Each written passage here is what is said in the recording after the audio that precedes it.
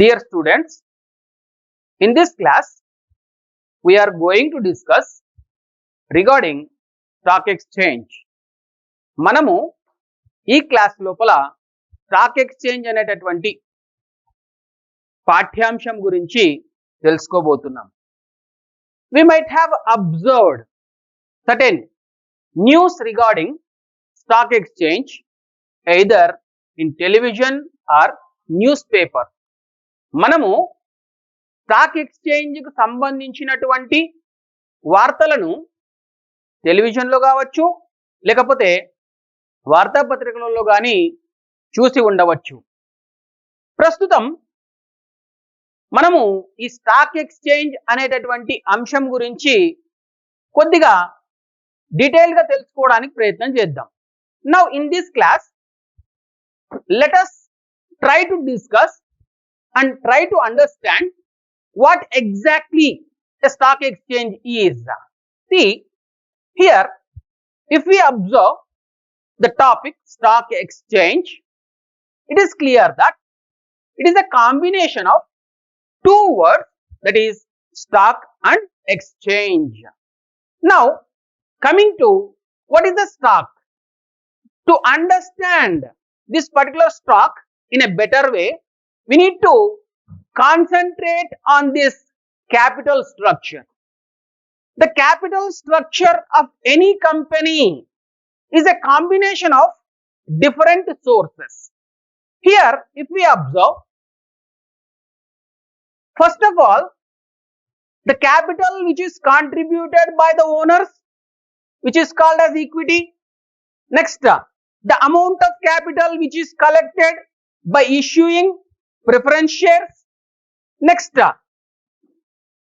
capital amount which is collected through issue of debentures, and the amount which is procured in terms of loans or advances from some other financial institution. Now coming to this particular equity portion of capital which is contributed by the owner is divided into small units. Each unit we will call as share. All these shares are collectively called as stock. Now coming to exchange, as we know well about this exchange is nothing but it is an activity between two parties. One party will give something for receiving something in return. This activity we can say as exchange. ఇప్పుడు మనము ఈ stock exchange అనేటటువంటి పదమును ఒకసారి గమనించినట్లయితే ఇది రెండు పదాల యొక్క కలయికగా మనము చెప్పుకోవడానికి అవకాశం ఉంది, స్టాక్ మరియు ఎక్స్చేంజ్. మనం స్టాక్ అనేటటువంటి పదానికి సంబంధించినటువంటి అర్థాన్ని తెలుసుకోవడానికి కంపెనీ యొక్క మూలధన నిర్మాణాన్ని ఒక్కసారి మనం గమనించినట్లయితే ఈ స్టాక్ అనేటటువంటి దాన్ని మనము సులభంగా అర్థం చేసుకోవడానికి అవకాశం ఉంటుంది. మనకి ఇక్కడ గమనించినట్లయితే ఏ కంపెనీ యొక్క మూలధనమైనా కూడా వివిధ మార్గాల ద్వారా సేకరించినటువంటి మొత్తాల యొక్క సమూహంగా మనము దీనిని చెప్పుకోవచ్చు. ముఖ్యంగా ఇక్కడ మనకు యజమాన్యులు సమకూర్చినటువంటి మొత్తము, దీన్నే మనం ఈక్విటీ అని చెప్పడం జరుగుతుంది.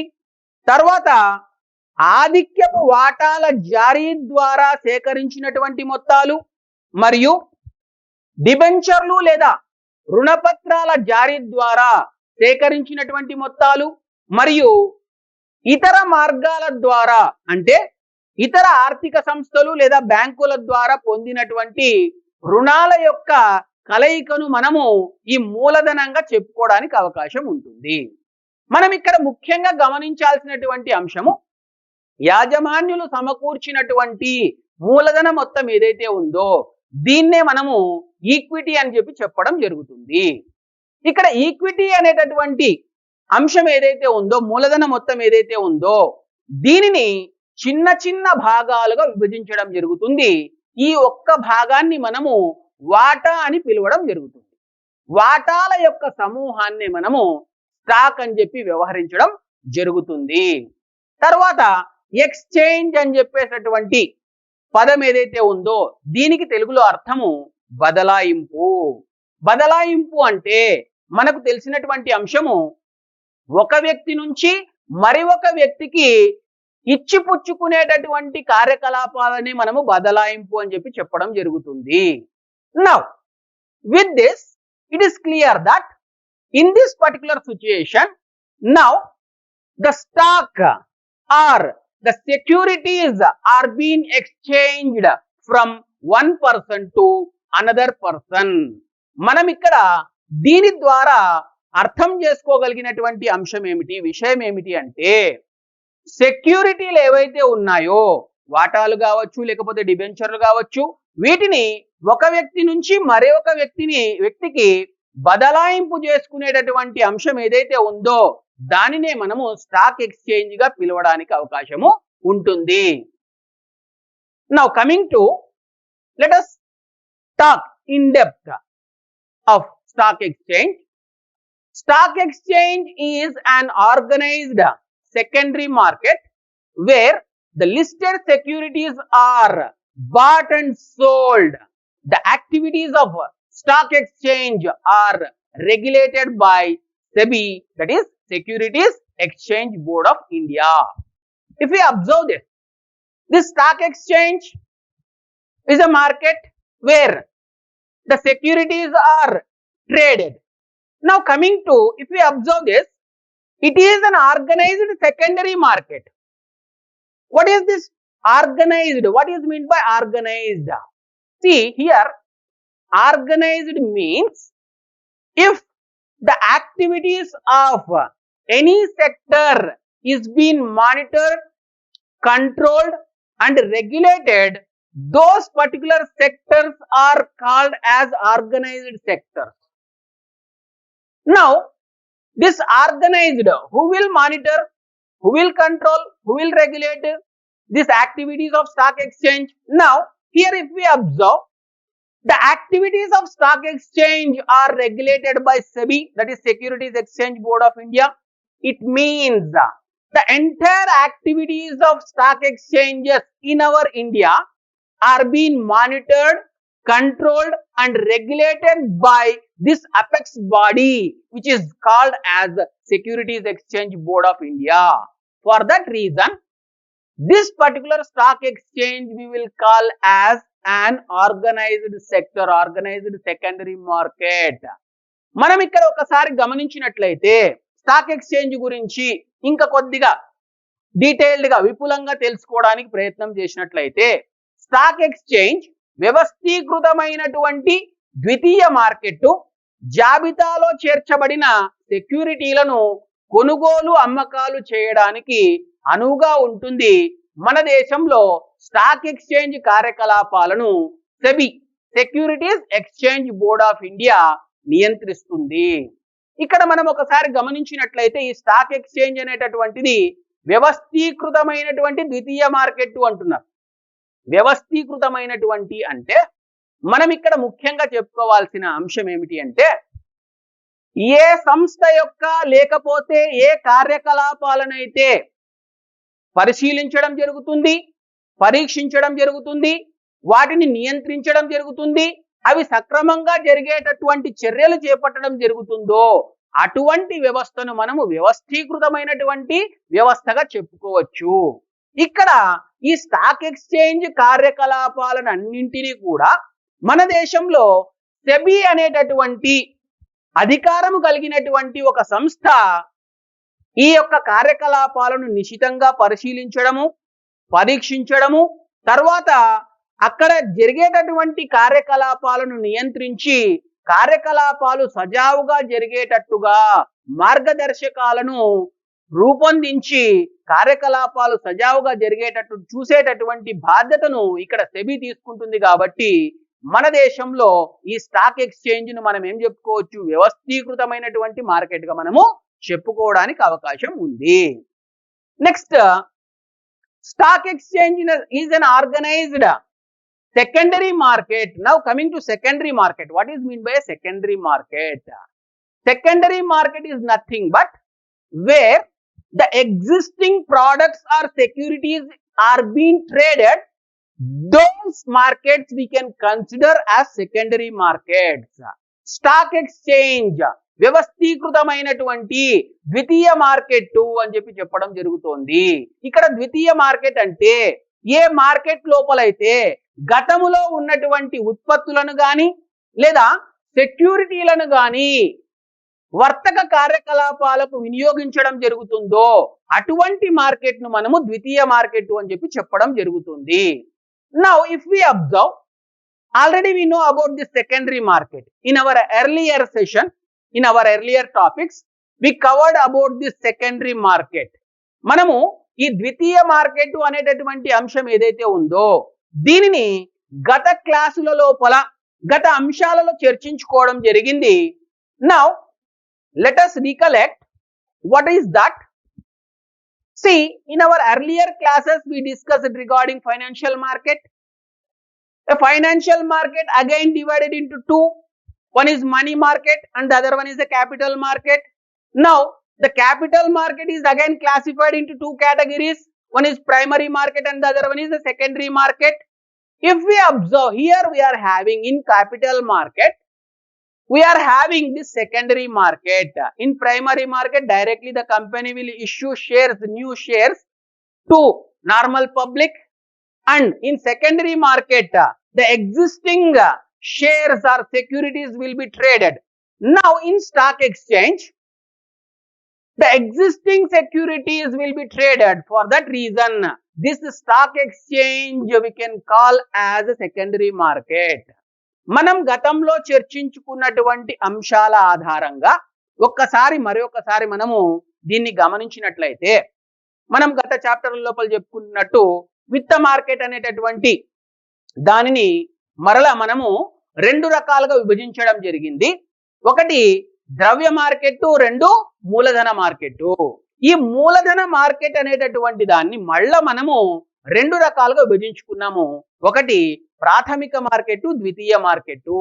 ప్రస్తుతం మనం చెప్పుకుంటున్నటువంటి స్టాక్ ఎక్స్చేంజ్ లో కంపెనీలు ఇంత క్రితం జారీ చేసినటువంటి సెక్యూరిటీల యొక్క కొనుగోలు అమ్మకాల కార్యకలాపాలు చేపట్టడం జరుగుతుంది కాబట్టి దీనిని మనము సెకండరీ మార్కెట్ గా వ్యవహరించడం అనేటటువంటి దాన్ని గమనించవచ్చు.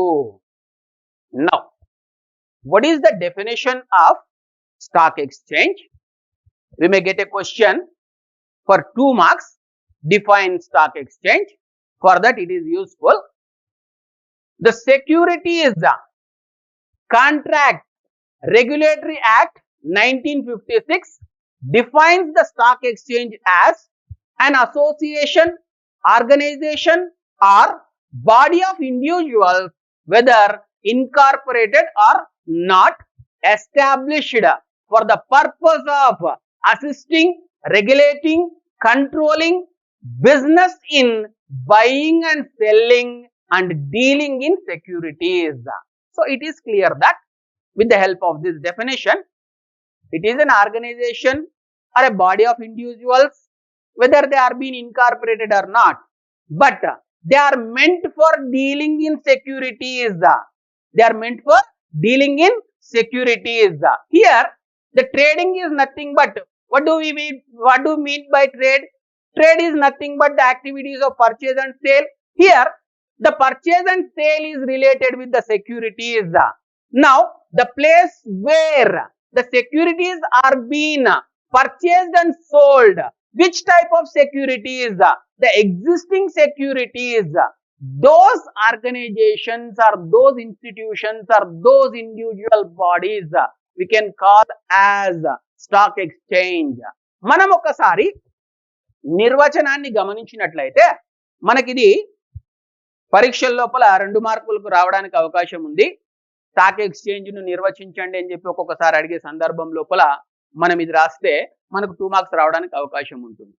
సెక్యూరిటీల ఒప్పందాల నియంత్రణ చట్టము 1956 ప్రకారం స్టాక్ ఎక్స్చేంజ్ అంటే సెక్యూరిటీల కొనుగోలు అమ్మకాలను క్రమబద్ధీకరించి నియంత్రించే ఉద్దేశముతో నమోదైన లేదా నమోదు కాని సంఘం, వ్యవస్థ లేదా వ్యక్తుల సముదాయం అని చెప్పి చెప్పడం జరిగింది. అంటే దీని ద్వారా మనకి ఏమర్థం అవుతుంది అంటే కంపెనీలు ఇంత క్రితమే జారీ చేసినటువంటి సెక్యూరిటీలు ఏవైతే ఉన్నాయో, ఇక్కడ సెక్యూరిటీలు అంటే వాటాలు మరియు డిబెంచర్లు యొక్క కలయికను మనం సెక్యూరిటీలుగా చెప్పుకోవచ్చు. ఈ సెక్యూరిటీలను కొనుగోలు అమ్మకాలు చేయడానికి ఏదైతే వ్యవస్థ ఉందో అటువంటి కార్యకలాపాలను క్రమబద్ధీకరించడానికి, నియంత్రించడానికి సరైన పద్ధతి లోపల ఆ కార్యకలాపాలు జరిగేటట్టుగా చూడడానికి ఏదైతే వ్యవస్థ ఉందో దాన్ని మనము స్టాక్ ఎక్స్చేంజ్ గా చెప్పుకోవచ్చు అని చెప్పి ఈ నిర్వచనం ద్వారా మనము the evolution of stock exchange. See, in our country, this concept was developed in the year 1850. The first stock exchange was set up in 1875 as the Native Shares and Stock Brokers Association in Mumbai. Now, this Native Shares and Stock Brokers Association, which was established in the year 1875, is known as Bombay Stock Exchange. Now, afterwards, in 1894, the Ahmedabad Stock Exchange is established. Now, after that, 1908, Kolkata Stock Exchange was established. In the year 1937, Madras Stock Exchange was established. Now, in our country, we are having 24 stock exchanges, but only 6 stock exchanges are in operating. Now, coming to point, Bombay Stock Exchange, National Stock Exchange and Kolkata Stock Exchanges are the permanent stock exchanges. మనకు ఈ stock exchange యొక్క ఆవిర్భావాన్ని గమనించినట్లయితే ఈ stock ఎక్స్చేంజ్లకు అంకురార్పణ అనేటటువంటిది 1850వ సంవత్సరంలోనే జరిగింది అని చెప్పుకోవచ్చు. మన దేశంలో మొట్టమొదటి స్టాక్ ఎక్స్చేంజ్ ను 1875వ సంవత్సరంలో native shares and stock brokers association అనేటటువంటి పేరు పైన బొంబాయి నగరంలో స్థాపించడం జరిగింది. ప్రస్తుతం ఈ native shares and stock brokers association ఏదైతే 1875వ సంవత్సరంలో స్థాపించడం జరిగిందో దాన్నే మనము బాంబే స్టాక్ ఎక్స్చేంజ్ గా పిలవడం జరుగుతోంది. దీని తర్వాత 1894వ సంవత్సరంలో అహ్మదాబాద్ స్టాక్ ఎక్స్చేంజ్ ను, 1908వ సంవత్సరంలో కలకత్తా స్టాక్ ఎక్స్చేంజ్ ను, 1937వ సంవత్సరంలో మద్రాసు స్టాక్ ఎక్స్చేంజ్లను ఏర్పాటు చేయడం జరిగింది. ప్రస్తుతం మన దేశంలో 24 స్టాక్ ఎక్స్చేంజ్లు ఉన్నప్పటికీ కూడా కేవలం 6 స్టాక్ ఎక్స్చేంజ్లు మాత్రమే తమ కార్యకలాపాలను నిర్వహిస్తున్నాయి. మన దేశంలో Bombay stock exchange, national stock exchange మరియు కోల్కతా స్టాక్ ఎక్స్చేంజ్లు శాశ్వత స్టాక్ ఎక్స్చేంజ్లుగా తమ కార్యకలాపాలను నిర్వహిస్తూ observe the simple meaning of this stock exchange. Stock exchange is an organized secondary market where the listed securities are bought and sold.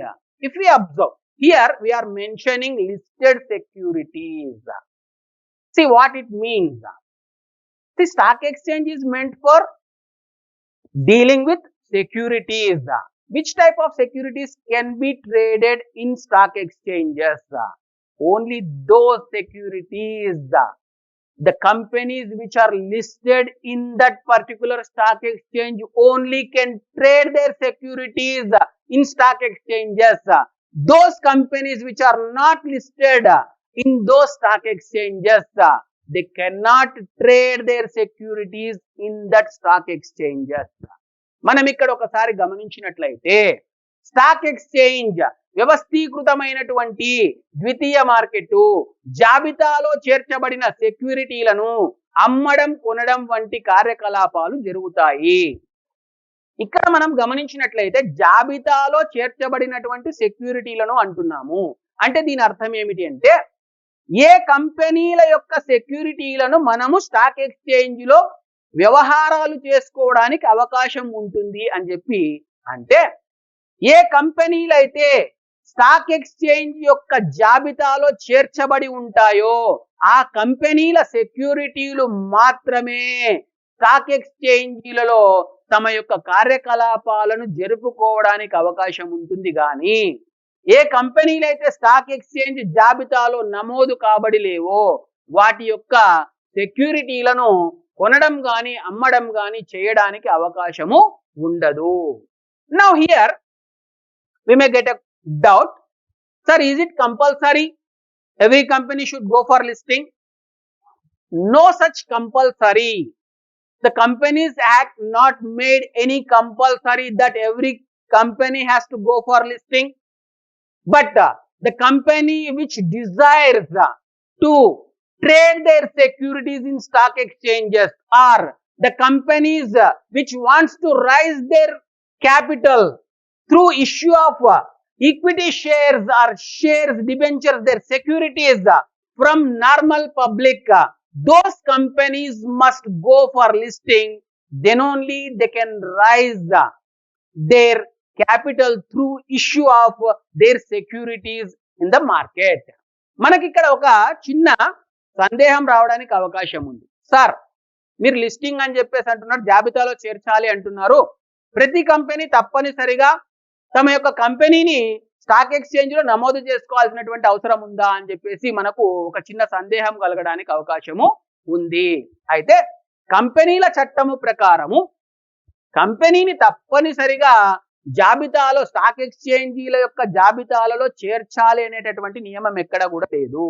కానీ ఏ కంపెనీలు అయితే తమ యొక్క సెక్యూరిటీలను స్టాక్ ఎక్స్చేంజ్లో క్రయ విక్రయాలంటే అమ్మడం కొనుగోలు చేయడం అనేటటువంటి కార్యకలాపాలు చేయదలిచిందో, లేదా ఏ కంపెనీలైతే తమ యొక్క మూలధనాన్ని సాధారణ ప్రజలకు వాటాలు లేదా డిబెంచర్ల రూపంలో జారీ చేయడం ద్వారా సేకరించాలి అని చెప్పి నిర్ణయించడం జరిగిందో అటువంటి కంపెనీలు తప్పనిసరిగా జాబితాలో స్టాక్ ఎక్స్చేంజీల యొక్క జాబితాలో తమ కంపెనీని నమోదు చేసుకోవాల్సినటువంటి అవసరము ఉంది.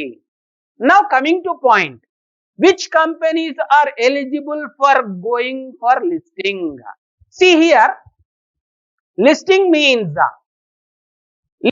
of securities means the inclusion of securities in the official list of stock exchange for the purpose of trading. This is the meaning of listing. See here, if a company is registered with that particular stock exchange, then they will allow for trading of those companies' securities in those stock exchanges. Means nothing but these stock exchanges are allowing those companies for trading their securities in those stock exchanges. So they are giving certain permission. This particular permission we can say as listing of securities.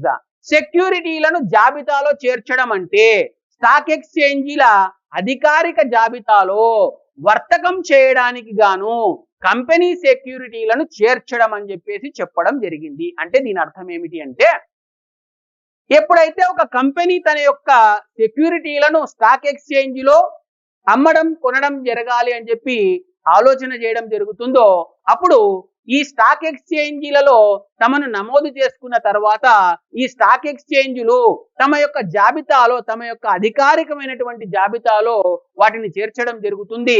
అప్పుడు మాత్రమే ఇవి తమ యొక్క సెక్యూరిటీలను అమ్మడం కానీ కొనడం కానీ చేసుకోవడానికి అవకాశం ఏర్పడుతుంది. దీన్నే మనం ఏం చెప్తున్నాము, లిస్టింగ్ అని చెప్పేసి అంటున్నాం. Now coming to which companies are eligible for going for listing. Now see observe here, a company with minimum issue capital of rupees 3 crores, of which at least 1.8 crores means 1 crore 80 lakhs, or we can say 60% of that issued capital is offered to the public, can apply for listing in the prescribed format along with the following documents. See here, already we know in memorandum of association in last year syllabus we observed that there is a capital clause. In capital clause we will mention that The capital of a company. The capital of a company is, now coming to which companies are eligible for going listing.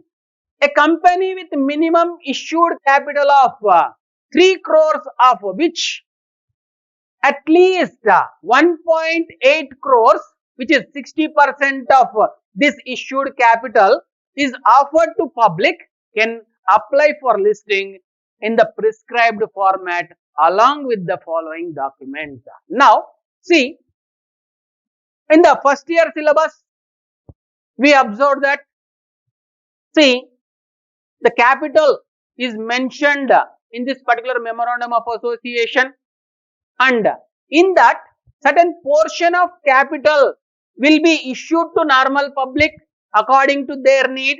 In that, if a company is issued 3 crores of capital and 60% of that capital is offered by a normal public, then those companies are eligible for going for listing. Now coming to, మనం ఇక్కడ ఒకసారి గమనించినట్లయితే stock ఎక్స్చేంజీల సెక్యూరిటీలను, now coming to stock సెక్యూరిటీలను జాబితాలో చేర్చడానికి మనకు ఏ విధమైనటువంటి ప్రక్రియను చేపట్టాలి అంటే, ఏ కంపెనీలు తమ సెక్యూరిటీలను జాబితాలో చేర్చడానికి అవకాశం ఉంటుంది అంటే, సెక్యూరిటీలను జాబితాలో చేర్చడానికి దరఖాస్తు చేసుకునేటటువంటి కంపెనీలు 3 కోట్ల జారీ మూలధనం కలిగి ఉండాలి. దీనిలో 1.8 కోట్లు అంటే ఈ 3 కోట్ల లోపల 60% తగ్గకుండా ప్రజలకు ప్రతిపాదించాలి. ఈ నిబంధనలు పాటించినటువంటి కంపెనీలు మాత్రమే నిర్దిష్టమైనటువంటి దరఖాస్తును పూర్తి చేసి క్రింది పేర్కొన్నటువంటి పత్రాలను జతచేసి స్టాక్ ఎక్స్చేంజ్ కార్యాలయంలో సమర్పించవలసి ఉంటుంది. దీని అర్థం ఏమిటి అంటే, ఏ కంపెనీలు అయితే మనము ఫస్ట్ ఇయర్ లో తెలుసుకున్నట్టుగా మనకు ఈ మూలధన క్లాస్ లోపల చెప్పినటువంటి మూలధనంలో మనకు అవసరమైనటువంటి మూలధనం అంటే కంపెనీలకు అవసరమైనటువంటి మూలధనాలు ఏవైతే ఉన్నాయో వాటి అనుగుణంగా వాటాలను జారీ చేస్తూ పోతాయి. ఏ కంపెనీలు అయితే జారీ చేసినటువంటి మూలధనం యొక్క విలువ 3 కోట్లుగా ఉంటూ అందులోపల 60% మేరకు ప్రజల వద్ద నుంచి తమ మూలధనాన్ని సేకరించి ఉన్నట్లయితే అటువంటి కంపెనీలు జాబితాలో, స్టాక్ ఎక్స్చేంజ్ జాబితాలో తాము చేరడానికి లేదా నమోదు చేసుకోవడానికి అవకాశం ఉంటుంది. What are the required documents for listing? See, a company which desires to list their securities in a stock exchange must attach memorandum of association, articles of association and their balance sheets and other required documents along with the prescribed pro forma, and they need to submit these documents with the register of company. Now, procedure for listing of securities. When a company wants to list its securities in any stock exchange, along with the pro forma or along with the format, it must enclose the memorandum of association and articles of association, the previous balance sheet and the capital structure and the information related with this company, the bonus which are announced. All these must be attached and must be submitted to the officials of those stock exchanges. Once the stock exchange officials satisfy with the information which is provided by the company, then they will allow this company going for listing. మనకు ఇక్కడ ఏ కంపెనీలు జాబితాలో చేర్చడానికి ఆలోచన చేసి ఉంటాయో, ఉత్సాహాన్ని చూపిస్తాయో అవి తమ యొక్క దరఖాస్తుతో పాటు ఆ సంస్థ యొక్క సంస్థాపన పత్రాన్ని, నియమావళిని, గతంలో ఉన్నటువంటి ఆస్తిప్పుల పట్టికను, మూలధన నిర్మాణాన్ని, తర్వాత వాళ్ళు ఇంత క్రితం ఇచ్చినటువంటి బోనస్లు కావచ్చు లేకపోతే డివిడెండ్లు కావచ్చు, ఇటువంటి మొత్తం సమాచారాన్ని అంతా కూడా జత చేసి సమర్పించవలసినటువంటి అవసరము ఉంటుంది. ఈ సమర్పించినటువంటి పత్రాలను ఆధారంగా స్టాక్ ఎక్స్చేంజ్ అధికారులు పూర్తిగా పరిశీలించి వాళ్ళు సంతృప్తి చెందినట్లయితే ఈ కంపెనీని ఆ స్టాక్ ఎక్స్చేంజ్ యొక్క జాబితాలో చేర్చడానికి వారు అవకాశం